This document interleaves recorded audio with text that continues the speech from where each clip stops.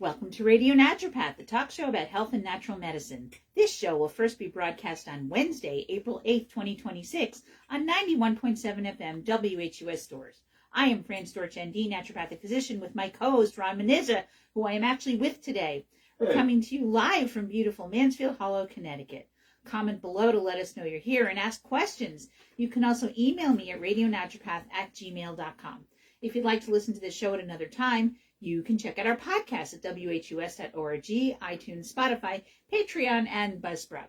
You may also watch the recorded Facebook Live episode at Fran Storch ND for 30 days, and also on my YouTube channel at Radio Naturopath.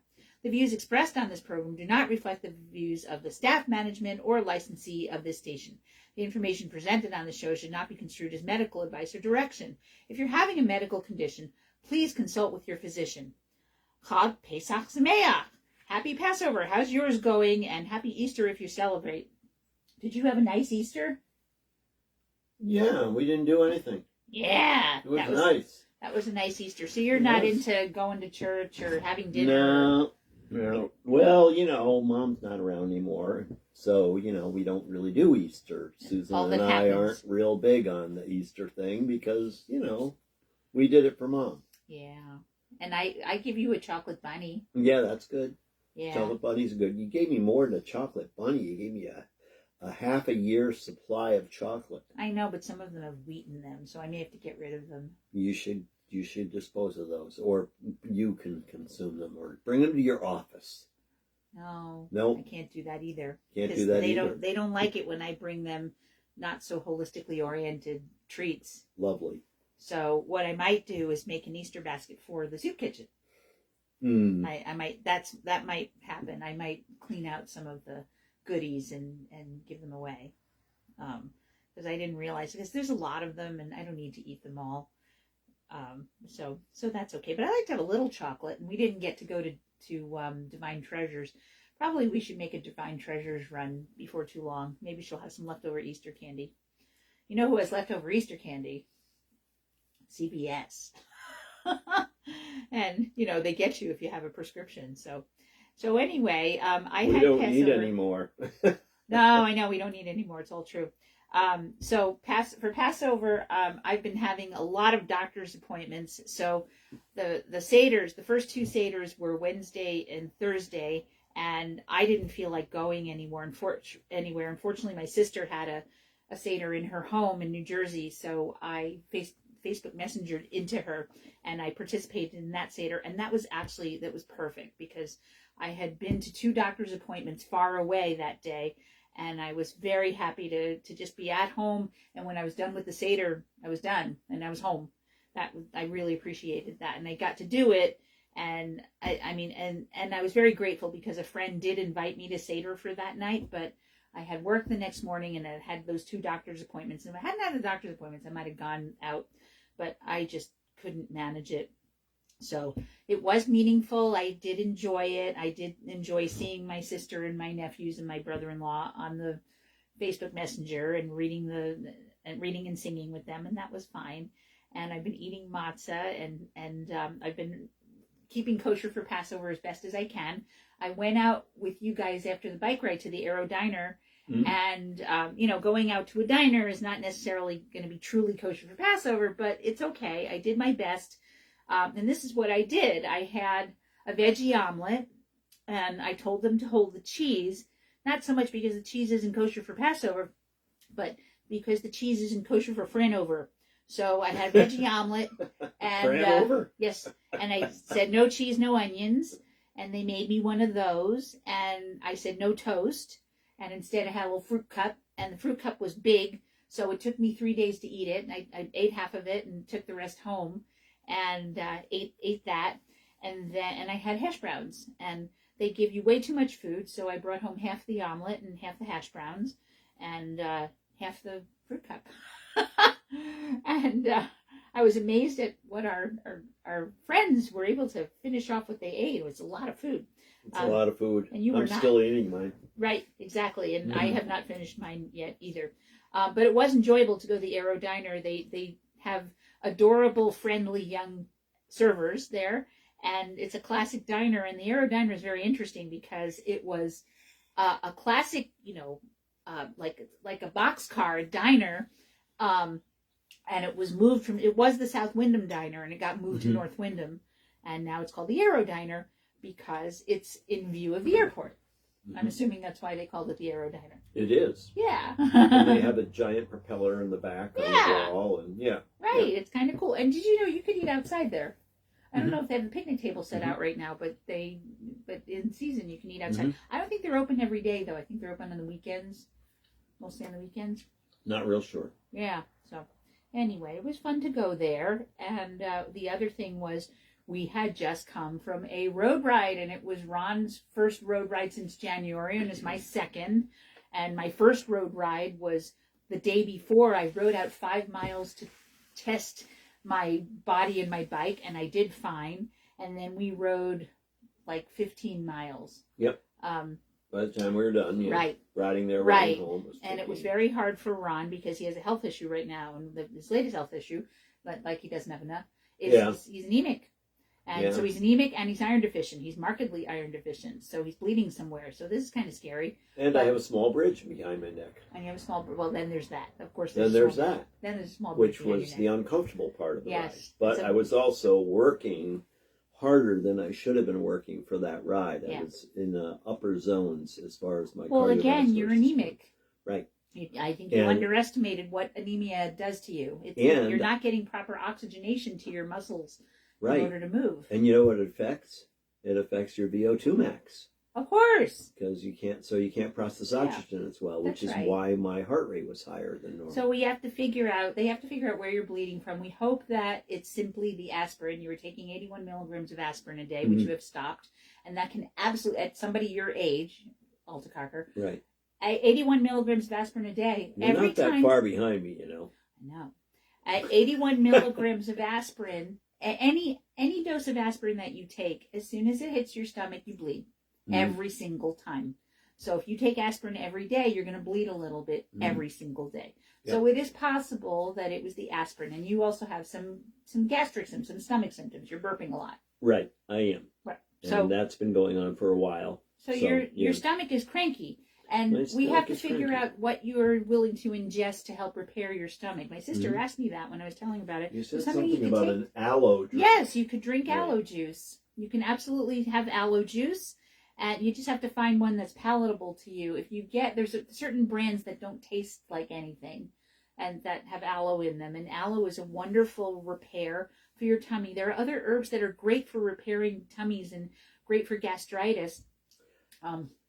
Just go ahead. Wow, they sell it at CVS of all places. Yeah, CVS has a whole health food section. Yeah. Impressive. So when do you pick up your next prescription?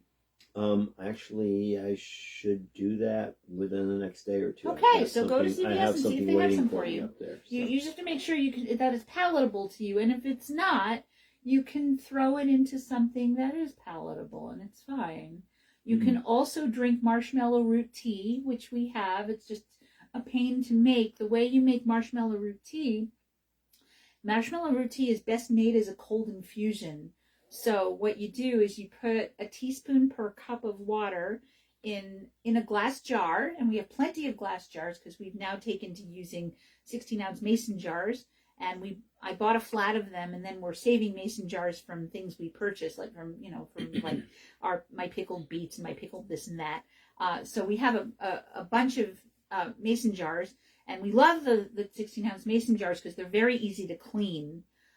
So you would take your 16-ounce mason jar, which is easy to clean. You put in, because it's 16 ounces, I would put in 2 heaping teaspoons of marshmallow root. And then you close it up, and you put some fresh water into it. We have wonderful water from our well. You just fill it up with water. You stick it in the fridge overnight. And now you have a cold infusion. And, you're welcome to drink it with the marshmallow root still in there, but you probably don't want to. So you could strain it. Then you just drink it, and it's very pleasant. It's very mild tasting, and if you're not crazy about the way it tastes, you could mix it with something else. When I drink marshmallow root tea, I will squeeze a little lemon into it. You could mix it with a juice that you find palatable, or you could mix it with another tea that you like. You could throw it into your smoothie if you want, because if you put any water in your smoothie, you could put the marshmallow root tea in it if you want to. Maybe we'll get you set up on that. The other thing you can do is what's pleasant is you can do slippery elm lozenges, and you can chew slippery elm or deglycerinated licorice lozenges. Would you do a chewable? If I gave you a chewable? Yeah, I told you that this morning I would do that. Well, I'm giving you a you're going to get a chewable vitamin B12, because I think your vitamin B12 is a little subclinically low. I can get you chewable DGL or slippery elm. And the good thing about chewing those up is when you chew, or you take a liquid, or you take a powder and swallow it, or you take a powder mixed into liquid, you get the benefit that when you swallow a pill, it goes all the way down into your stomach before it even thinks about opening up. And then if it's enterically coated, it doesn't even open until it gets into your small intestine.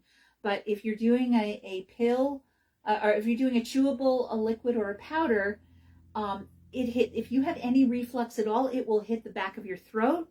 So when you drink something soothing or take something soothing that you chew, that's a powder, as you're swallowing it, you get the benefit of it in your throat, in your entire esophagus, and at your lower esophageal sphincter, that opening ring of muscle that goes into your stomach. So you get benefit all the way down, and that helps to reduce inflammation. I really love aloe and comfrey.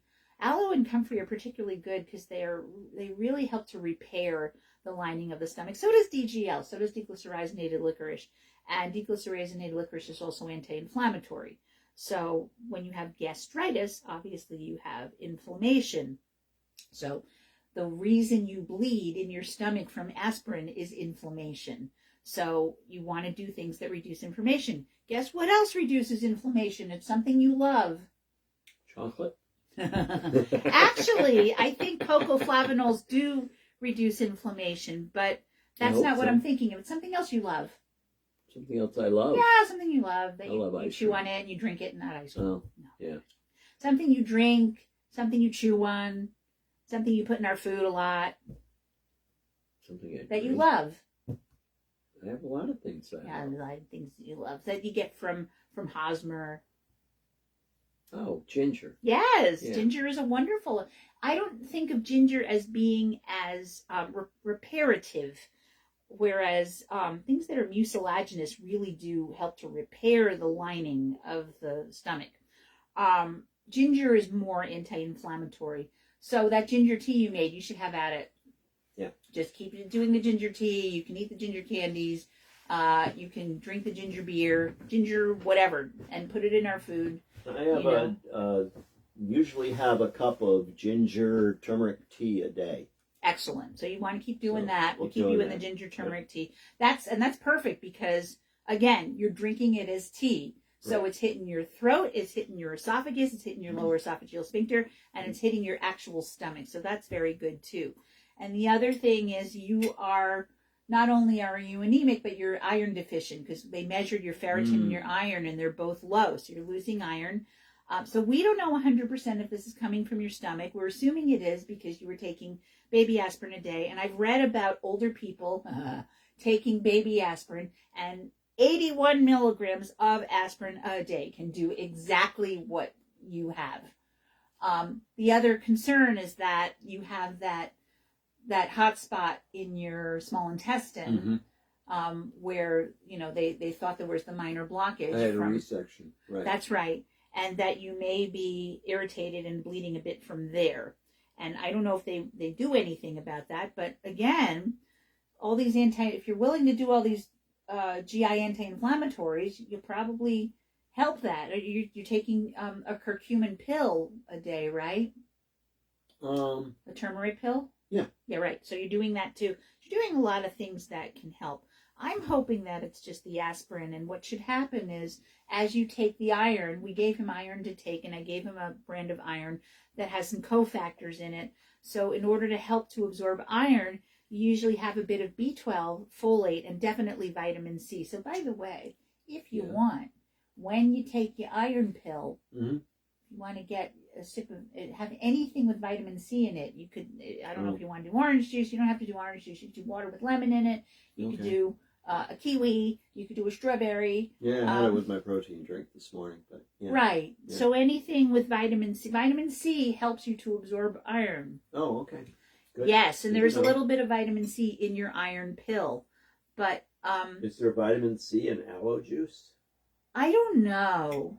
I don't know the answer to that. You can look that up. There's probably, it doesn't taste sour, so I doubt it. And vitamin C is sour. So anything that vitamin C is in, it's sour. So, I mean, think about how tart strawberries are. Kiwi fruit is a wonderful source of vitamin C. Think about how tart that is. Oranges and lemons and limes. So you should be like adding oranges and lemons to our food, like put it on our fish. And the other thing is because you're iron deficient and because you tolerate beef, you should have a couple of steaks a week. Have some steak, get some grass-fed steak, or you could have a burger or two. You know, we get burgers on the weekend, and I'll take my turkey, and you can have beef. And if you want to have steak, I won't have the steak because I just don't digest it well. But you know, make something else for me, and you have steak, and off you go. Also, we have those meat sticks. You want to grab a meat stick now and again. That's another way you can get it, and make sure it's beef. Yeah. Take one of the beef ones. Yeah. So eat those, and we'll get your iron up faster. Because you had that friend who told you he was also iron deficient and anemic, and he started taking iron, and he felt much better right away. You know what may happen is when you go see your physician, you're not going to see your physician for a while. Quite a while, yeah. Yeah, that's weird. Yeah. Because you're almost at the point where you could have an infusion. Yeah. That you could take just one or two iron infusions, you'd feel better a lot faster. But he hasn't offered that to you, so what are you going to do? Right. And he hasn't said to you, go see the rheumatologist. So that's interesting. But this is interesting that this poor guy, he had this anemia. He's like, and you rode on the bike and you felt like, ugh, you didn't feel good on the bike. And, you know, he thought it was because he wasn't fit, but I don't know how much of it was that and how much of it is actually anemic. Because your friend felt like he could barely, you know, crank out. He was out running, yeah. Right. And he's 10 years younger than I am. Right. But very fit. Well, I told you, and while we were coming home on the bike, I felt really good. And I said to you, how did you do? And he said, I felt terrible. And I said, well, don't forget, you're very anemic. That's probably why. And you got confirmation when you talked to your friend. So don't underestimate anemia. If you feel yucky and extremely tired, you need to go see your doctor because there's all kinds of basic things that we'll check. If my patients come in and they say all of a sudden, I'm much more tired than I used to be, I say, all right, I'm going to do some blood work and check all the tired things. So even if I've done it recently or not too long ago or within the year, I will recheck their iron, their B12, a CBC, which is a complete blood count. That's the blood work that you do to check for hemoglobin and hematocrit.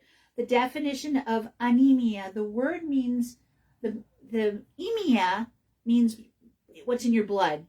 Anemia means no blood. Hyperemia means too much blood. Homocystinemia means that you have excessive homocysteine in your blood, etc., etc. So anemia means you have no blood. That's what it means. But the actual medical definition of anemia is that you have low hemoglobin and hematocrit. Hemoglobin is the amount of pigment in your red blood cells. And the pigment in the red blood cells, that's hemoglobin, it has a ring. And at the center of the ring is iron. And so the ring is called a heme ring. And hemoglobin's job is to run around your body and dump off and pick up iron and therefore oxygen. And iron is very useful because it oxidizes readily. So it's going to give up its oxygen. It's going to give up its oxygen easily, and it's going to take on oxygen easily. So when your blood goes into your heart, it gets back, when it comes back into your heart, it goes through the pulmonary artery. Yes, and it's interesting because the pulmonary artery is the only artery in your body that has purple blood in it. It's an artery because usually arteries have fresh red blood, and then you go around the capillary and come back, and now it has purple blood because when you look at your veins, aren't they kind of purple? Yeah. That's because they're deoxygenated.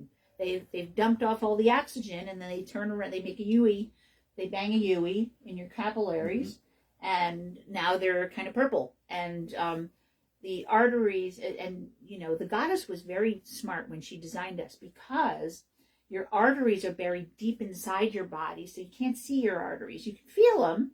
You can feel, there are some pulse points where you can feel your arteries. So when you feel your radial artery in your wrist, you can feel the artery. You can really see it because it's deeper in your skin than the veins. But if you look at your wrist, you can see the veins, because the veins are closer to the surface, because they don't have their own pulse in them. They are less muscularized.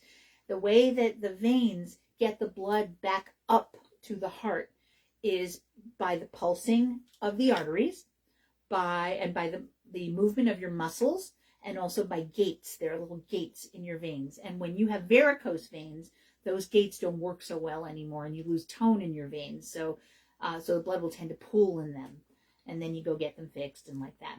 So anyway, so when you, for your blood to oxygenate, what happens is it goes back to your heart, and then it goes out the pulmonary artery to your lungs, and then it diffuses into the lungs, and it goes through the arterial branches of the lungs, gets down into your alveoli, which are the air sacs, and you breathe. As you're breathing, the blood gets reoxygenated, and it bangs a UE and comes back, and it goes into the arterial system that goes back to the heart. So then you have the pulmonary artery, which is the only the pulmonary vein, which is the only vein in the body that has red blood in it, that has oxygenated blood in it, goes back to the heart, and goes into the left atrium, down through the mitral valve into the left ventricle, and then gets sent out to the rest of the body for use. And it all starts all over again. And that process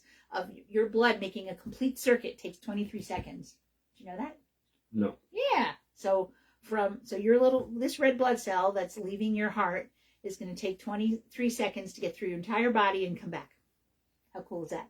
That's cool. So when you do aerobic exercise, everything takes less time because your heart is beating faster, and you get more oxygenation, more opportunities for oxygenation, because you're breathing harder and you're breathing more. So you're getting a lot of oxygenation going on, and your body's like, whoa, she's doing a lot of exercise, so I better make more blood vessels. And so it does, and you get more blood vessels. So anyway, Ron's anemia.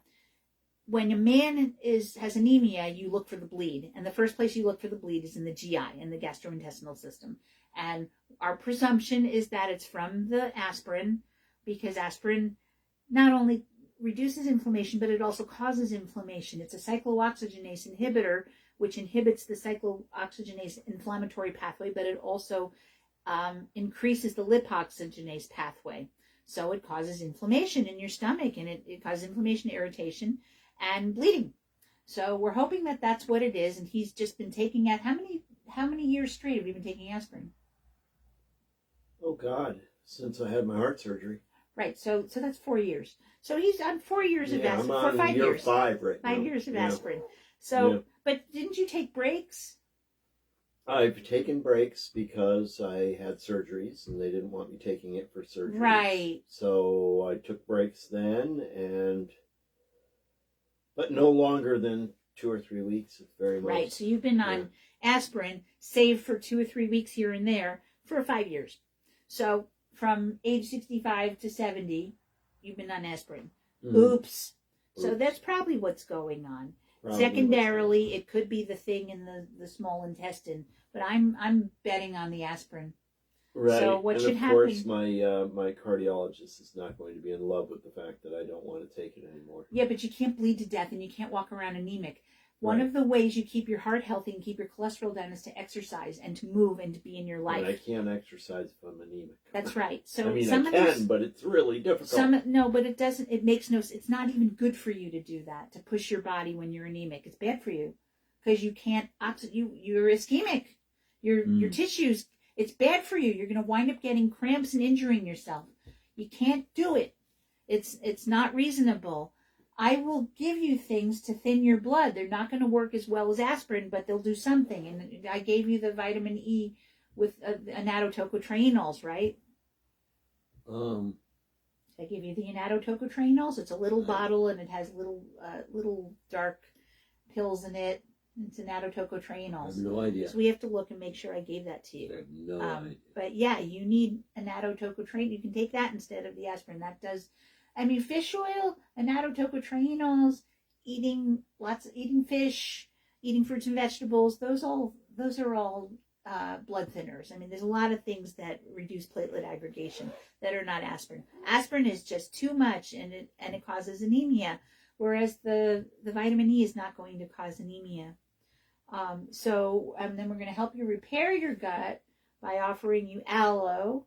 Maybe we'll do marshmallow root tea, and I'll get you some chewable DGL and slippery elm lozenges. And those you'll enjoy taking because one of them, you like licorice. Mm-hmm. So we'll get you the licorice, and the slippery elm you probably like too. Them taste kind of like maple. And those are, and you can just chew on one of those anytime. We won't make a big deal of it, but the more you do it, the better your tummy is going to be. If you feel particularly irpy, you can pop one. You'll probably feel better. Okay. Yes, irpy. Well, I'm sure you will have a lot of suggestions. I have a lot of suggestions because that's my jam. That is your jam. Right. So I did a funny thing. I posted on Facebook for no particular reason. Here is the song "Ready to Go" by Republica. This is my jam. It's one of my favorite jams. So Steve Herzog from WHUS wrote, "Hey, this is a great song. Why I thought a jam was when people get together to improvise." And I said, "That's true. That is a name for it. And when you have a jam band, it's because jam bands connotes not just that they like to get together and improvise, but they also have a psychedelic theme. So the jam bands are the Grateful Dead and Blues Traveler and Nickel Creek and Fish. Those are examples of jam bands. But even though jazz players jam, but jam bands are defined as bands that jam who also have a psychedelic theme. But that's my jam. You can say that's my jam about any song that you really like. You can also say that's my jam about anything you really like. So bicycles, that's my jam. The color pink, that's my jam. So you can, when you enjoy a jam, you're enjoying music that you really enjoy, and you're enjoying people improvising. Mm-hmm. But when you enjoy a jam, but it's been extrapolated to mean anything at all that you really like. So, and certainly a song that you really like. So, "Ready to Go" by Republica, that's my jam. So shout out to Kasha Dent, who I thought of her when I put that up, and she said, "That's so funny you said that because I was learning this song to sing in a band, and in the 90s I colored my hair with the red stripes like the lead singer in Republica." So I thought that was kind of cool. So maybe one day I'll get to hear her sing it. So it's still Passover, and I had the Seder, and I'm still being kosher for Passover-ish. And I'm eating matzah, but I eat gluten-free matzah, which is technically not entirely kosher for Passover, but I'm not going to eat wheat matzah. I just can't eat that level of wheat. So I eat the gluten-free matzah, and I don't wind up eating a lot of it because I find other things to eat, and I'm not that crazy about it. So I eat as much as I can. Buy one box, and I get through some of the box. Anything left goes to the office, and my staff use it. They eat it. They put stuff on it. It's very crumbly. Wheat matzah is not nearly as crumbly. Wheat matzah is crumbly, but gluten-free matzah is terrible. I mean, you go to spread your butter on it, and it just breaks. So I've been eating the matzah now and again with butter and with almond butter and stuff like that. So I also discovered that you can eat you can eat yogurt on Passover as long as it's kosher for Passover, or it doesn't have anything in it that's not kosher for Passover, like wheat or any other grains. So and the other thing is if you're Ashkenazic, that means you're from descended from Eastern European Jews.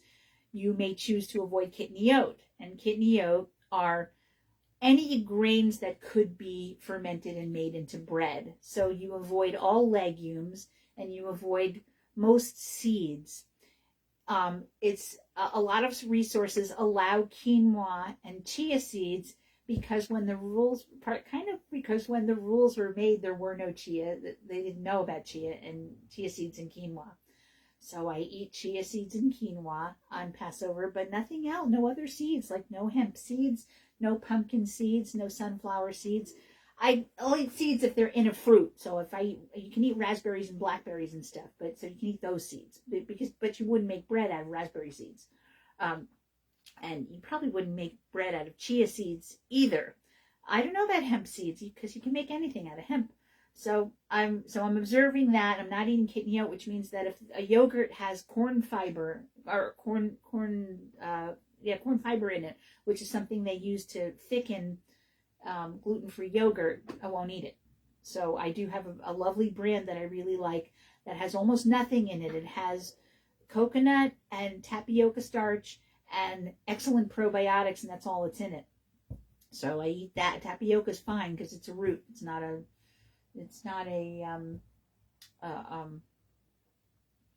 seed. And then in terms of potatoes, you can eat potatoes, you can eat squash. Potatoes, so we had the hash browns at the diner, and we had sweet potato fries the other night. And in terms of potato chips, the only potato chips I'll get are ones that are fried in avocado oil. And there's a nice brand of potato chips you can get that's just potatoes and avocado oil, and that's all it is.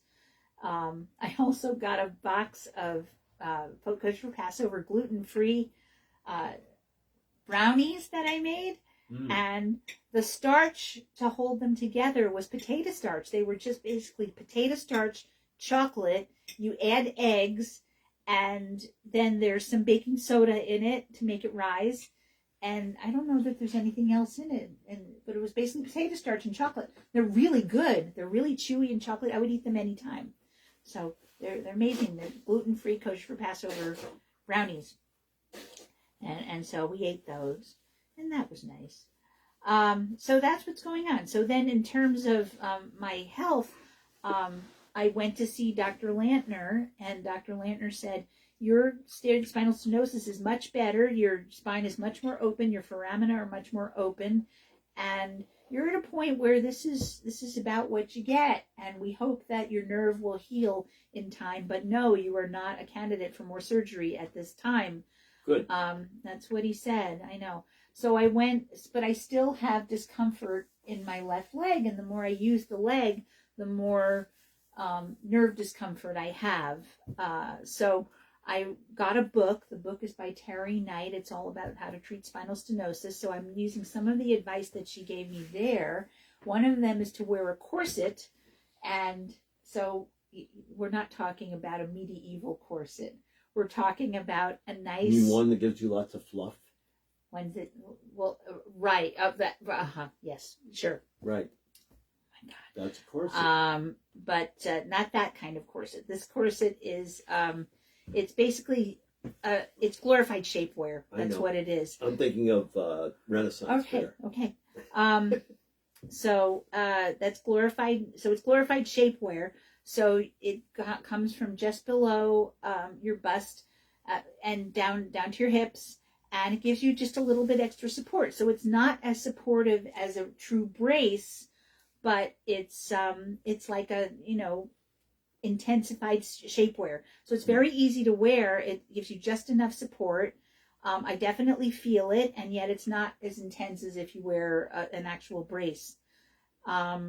So I'm wearing that. And then she's really big about ice. Definitely ice yourself, and try to ice at least twice a day, but no more than 10 minutes. More than 10 minutes, you can get frostbite. So I was icing for 20 minutes at a time, and I'm not going to do that anymore. But what I'll do is, like, if I haven't iced in the morning, I will ice when I first sit down to relax for the evening, and then take the ice pack off, and then do it again a little bit later. Once I've cooled down. And so the ice is anti-inflammatory, and it slows down the nerve communication, so you have a little less pain. So I'm icing my back and I'm icing my knees. She also said something that I didn't realize. You do not ice a part with neuropathy. So if you have numbness in a part, you don't put ice on it because you have compromised nerve sensations and you have compromised circulation in that area. So you could more easily get frostbite. So I didn't realize that. So what you do, because I have the nerve pain in my leg, I ice the source of the compression, which is in my spine. So the other thing to work on is reducing inflammation any which way. More ways to reduce inflammation. Unfortunately, one of them is losing weight, because when you lose weight, you reduce the amount of fat you have. Fat has insulin in it. Fat also has weight to it, so it puts more pressure on your spine. And the things you do to lose the weight are anti-inflammatory. So, eating a lot more fruits and vegetables and fiber and stuff like that, and taking the sugar out, that helps to reduce inflammation. So, and of course, I'm taking all kinds of anti-inflammatory supplements anyway. So that's going on there. And then he did say it was perfectly fine if I wanted to go to pain management and get a so-called cortisone shots. Did you know that cortisone shots are not cortisone? It's kind of like Novocaine for your teeth. It's not Novocaine. When you go to the dentist, they don't give you Novocaine. They give you Carbocaine. They haven't used Novocaine in I don't even know how long. They use Carbocaine. And when you get what you're getting is an epidural injection, an epidural pain injection. And what's going in is Depomedrol, which is it's methylprednisolone. And so it's a steroid. And it's a depot, which means that it's got compounds in it to hold it in place, so it slowly releases over time. There's also bupivacaine, which is related to Novocaine and Carbocaine and cocaine and all the canes, and they are anesthetics. So when you have had surgery, so when I had my first epidural injection, I had not had surgery yet, and I went to UConn, and they did not sedate me. I didn't require the sedation, and I didn't want it, and they didn't need to do it. But after you have had surgery, they sedate you. So if I decide to do this, I'm going to get midazolam, which is a benzodiazepine, which I'm not thrilled about. But I had I'm pretty sure they gave me midazolam when I was under for the surgery, so I did okay with it. So you have to be driven. Obviously, you have to be driven because you can be given enough midazolam to sedate you. So if I do this, Ron will take it. And the reason I'm saying if is because I have a hope that in a few weeks my leg will be better. I don't know why I'm hoping that, because it's been so long and it's still up and down. But the good news is I was able to ride my bike, and Dr. Lantner said I can do any exercise I want to. I'm not going to hurt myself. I just might have more pain. And so if that's true, then I could do more exercise. Because the other thing Terry Knight says is aerobic exercise helps you, and your outcome is better when you get more aerobic exercise. So I'm going to ride my bike to Tolerance. And this weekend, I rode 5 miles just to test myself out on Friday. I rode 15 miles with the club.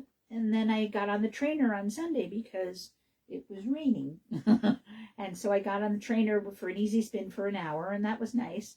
And I'm pretty okay. And then the other thing is that Crossroads said that it was okay to start doing some more gravitational exercise. So I went back to my normal PT stuff I did wall squats today, and I'll do, not wall squats, wall sits. I did wall sits today, and I will do ball squats tomorrow. I'm going to get back to those because my knee was a little sore after the bike ride, and I think that the wall sits and the ball squats help with that because they strengthen my knee. So I need to do some knee strengthening exercises. The knee got better soon. It was a little sore after the bike ride, but it got better over the course of the day. And then I'm going to consistently ice the knee as well. And so that was great that it tolerated 15 minutes on the road. I think I felt better after the exercises, after the bike ride this time than I did when we were in Florida. So that's good news. Anyway, so I have more, the physical therapy with Crossroads is very nice. I'm still thinking that I would like to have some kind of physical medicine that's just energy medicine, where we're talking to the nerve and saying, okay, nerve, it's okay to calm down. And because I'm trying all these things to help this nerve, but if I live my life, I have nerve discomfort, and the nerve just doesn't seem to want to heal. And this has never happened to me before, where I've had such long-term nerve pain. And Dr. Lantner also says it can take as much as a year for the nerve to calm down, which would make me more likely to consider getting the epidural injection. So we'll see. So now we have a few more fun things to talk about. Kind of fun things. The next thing I wanted to talk about is sleeping in total darkness. That seems like a silly thing to talk about, but it's very important, and it's something that I try to do. And there are numerous ways to sleep in total darkness. So let's see why it's a good idea to do that. So sleeping in total darkness, wait for it, it's good for your heart. And that was in a study. There was a study that exposure to light during sleep is associated with a higher risk of cardiovascular disease. Go figure. During your sleep, ambient light contributes to brain stress that can cause arterial inflammation, which can lead to a heart attack or stroke. So for optimal sleeping environments, darker is better, but complete darkness is best. So there was a study that builds on existing evidence that sleeping in less than complete darkness can be detrimental to health, specifically damaging the cardiovascular system. When you sleep while exposed to higher levels of light, it's associated with stress-related brain activity, which can cause arterial inflammation through your body, which increases the likelihood of heart and stroke. After 10 years, 17% of the study participants developed major cardiovascular issues. They found that the amount of artificial light at night exposure increased, so did the risk of eventual heart disease. Each standard deviation upward in light was associated with a 35% increased likelihood of a heart attack over the following 5 years and 22% over the next 10 years. So people who lived in areas characterized by elevated environmental or social stressors, noise from traffic, lower neighborhood income levels, or even higher risk from light exposure at night.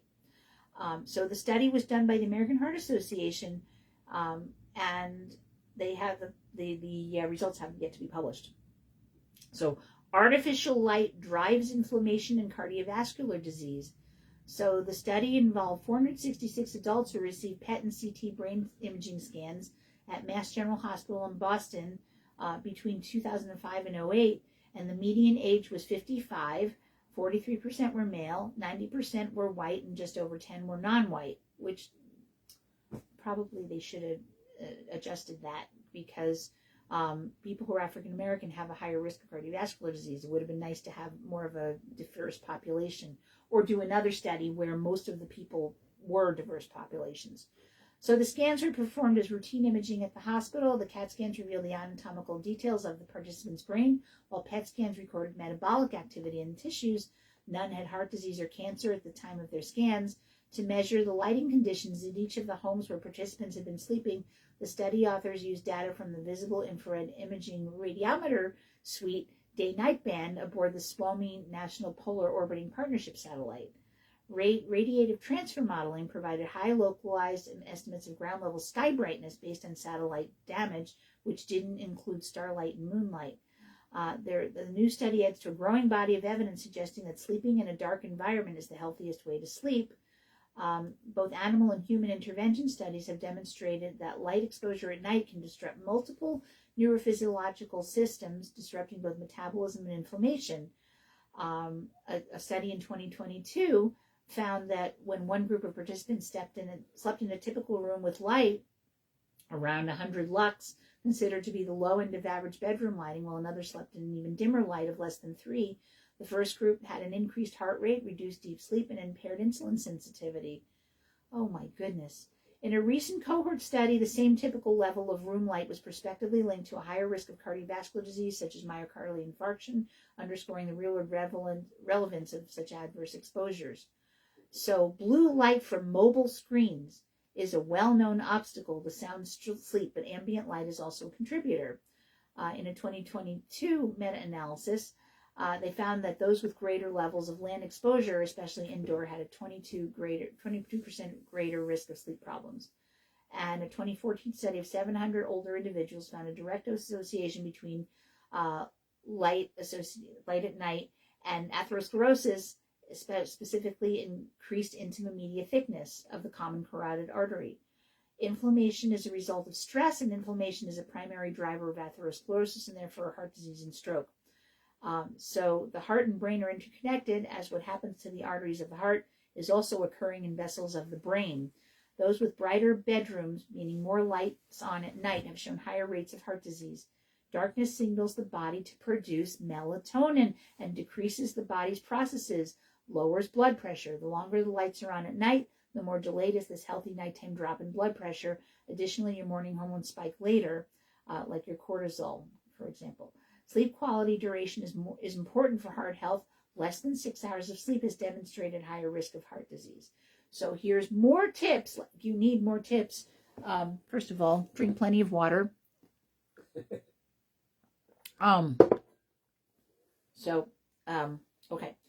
So here's a few ideas for creating an optimal, darker sleeping environment.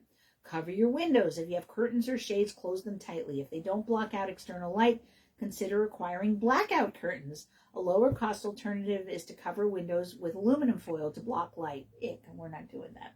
No. We could close our shades at night. We could pull the shades down. Especially when the moon is large. Oh boy, yeah. Yeah. It's that full moon, it gets real bright. Right. So we might want to consider doing that. That's Close the gap. The gap between your bedroom door and the rest of your home can leak considerable light into your sleeping area. I don't know if we have that much problem with that. It's a problem when we have a light on in the living room. It's on a timer. When do you have that set to go off? To turn off? It turns off at like 10:30 at night. Yeah, you should make that earlier. Maybe you should make it earlier. Make it more like 10 o'clock. 10 would be better, yeah. So the gap between your bedroom door and the rest of your home, and you could wear a sleep mask if you want to. If you're not, and I wouldn't be comfortable wearing a sleep mask. I do something funny though. I have plushies on my bed, and I don't put those in front of me to keep away from you. That's not why they're there. They're there to block out light. That's why they're there. And if I would put my face in you, I could do the same thing. So that's something to consider too. But the plushies are in front of my face, especially the big one, it's to block out light. That's why they're there. And when I close my eyes and I feel like I'm in that complete darkness, it is so soothing. I can feel my whole body just relaxing. And if you want to relax during the day, if you want to close your eyes and take a nap, it's probably, it's during the day and it's somewhere where you can't control the light. One of the things to do is to either carry a cloth, make sure you have a cloth with you everywhere you go where you can cover your eyes. You can use a cloth, or you can carry a sleep mask. That I would consider doing, just carrying a sleep mask. I actually have one at the office, but I have a couple of sleep masks and they're nice and plushy, but one is pale pink and one is pale blue. And I was thinking of purchasing some that are dark colors because, the pale pink doesn't work as well. And maybe I'll try. Like black. Right. Black or navy or burgundy. You can get a set of those. And you don't want to have always on night lights. So it's better to have motion sensing night lights. And so I decided that because, when we talked about this at the conference I just went to, that when you get older, you have to go to the bathroom more at night. And when you go to the bathroom, you turn the light on so you can see what you're doing. And that turning on the light flips on you. It suppresses your melatonin, so it makes it harder to get back to sleep. And when you're older, you have more trouble getting back to sleep anyway. So I decided, oh my goodness, that's me. I mean, I get up maybe 1 or 2 times a night to use the bathroom, and I turn the lights on. So I said, all right, it's time for me to get a motion sensing nightlight. So I got one, and it works great. And I just have to remember not to turn the light on when I go to the bathroom, because I'll turn it on anyway, because I've done that forever. So I have to remember not to do that. Anyway, so, and also at my mother's, it's brighter there. There's more light pollution in her neighborhood. Yeah, she's in the city. Basically, yeah. Where we are not, but because we have less trees now, we also have the light coming in from the airport. And when the moon is sitting in the sky, when it's sitting in the western sky, when it's on the way to setting, it shines into our window. So those nights anyway, we might want to consider drawing the curtains, because we do have curtains on our windows. We just don't use them. So that's interesting. So is whatever you can do to make your room as dark as possible. So you want to look around. Is there any light that? And the other thing is, we tend to do screens until we go to sleep, which is not good for you, supposedly. No, it's not good for you. It really isn't. No. I mean, it would be better if we just watch TV, but the watching TV plus the looking at screens, looking at your phone, looking at your tablet. That's why when really I'm done, I just bury myself under my pillow. Yeah. Because you've still got something on. Right, and that's a good thing to do, because you're just kicking pull out another the light. pillow over your head. That's all. Yeah. Well, I use the guys, as you call them. Gino calls his team members guys, and Ron calls my plushies guys. Yeah. So I have a great big axolotl that sits in front of my face, and then I actually snuggle another plushie. It's actually it's not for comfort. It's for comfort. It's for physical comfort. It's not necessarily for emotional comfort. It's for orthopedic reasons, that I don't want my shoulder to be draped all the way down. So I hold something. And for spinal stenosis, when you sleep, you're supposed to have something between. You're supposed to have like a whole body pillow, but I didn't find that comfortable. So I use a knee pillow in between my legs, a triangular knee pillow between my knees and my thighs. And then I hold a plushie in my arms, and that separates my shoulders, so I'm in a more balanced position. And I asked Steve at Crossroads, should I also have a pillow under my right side to take away from the scoliosis on my left side? And he said, no, that's not a good idea. So I'm not going to do that. But I do an exercise where I put a pillow under my right side, and I stay there for a little while, and it helps to take out some of that scoliosis. So that's interesting. So total darkness, when you sleep in total darkness, you make more melatonin. Your melatonin levels stay higher, so you can stay asleep more. Your adenosine will stay higher as too. And your cortisol won't spike as soon in the morning, so you get more consistent sleep at night. And do something like it. Because if you have to go to the bathroom at night, of course you have to go to the bathroom. So motion sensitive nightlight is the way to go, and make sure it's a soft light, that it's a yellowy light, not a bright white light. Those bright white things that are motion sensitive that you bought, I don't want that in my bathroom. Yeah, I have soft white ones now. Yeah. Too. I don't want but the ones you bought those little long ones, you put right. one in my bathroom. I don't want it there. I can take that out. Take I've it got out. A softer one for you. Oh, okay. Yeah. All right, that's fine. So that's good. So that was very interesting. That sleeping in total darkness is good for your cardiovascular health. Who knew that you're more likely to have cardiovascular inflammation if you sleep with light in your room? So getting rid of the light in the room is a good idea. So I don't have a lot of time left to start another another topic. So I'll just remind you that the pollen is climbing and climbing, yes, and you may want to do some stuff for that. Remember, you can drink nettle tea. Nettle tea is great. It does taste kind of green, so you can mix it with an anti-inflammatory juice like pomegranate or cranberry, and you can squeeze lemon and or lime into it and do it that way. So nettle tea can be very helpful. Quercetin can be very helpful. It's a bioflavonoid that stabilizes mast cells so they won't kick out as much and you won't have as many symptoms. Vitamin C is great, and you can take vitamin C in pills. You can also eat plenty of fruit.